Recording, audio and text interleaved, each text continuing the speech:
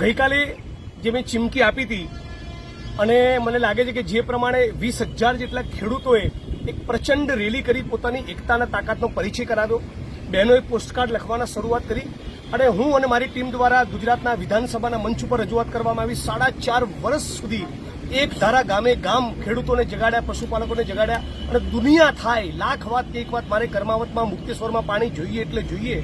મુખ્યમંત્રીને મળ્યો, સચિવને મળ્યા, તમામ પ્રયત્નોના પગલે રાજ્યની સરકારે ઝૂકવું પડ્યું છે। હું માનું છું કે આ એક આંદોલનની જનતાની સક્રિયતાની ભાગીદારીની જીત છે।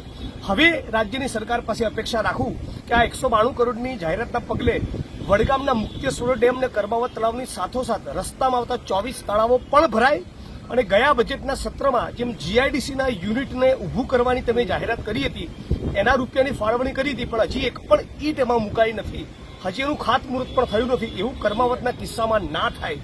તમે તારીખની જાહેરાત કરો કે આ તારીખે આટલા વાગે કર્માવતમાં પાણી લાવવાની શરૂઆત થશે અને આટલા સમયમાં પ્રોજેક્ટ પૂરો થશે, નહીં તો પછી પાછા તમે 5, 7, 10 વર્ષે પૂરો કરવાની વાત કરો તો નહીં ચાલે।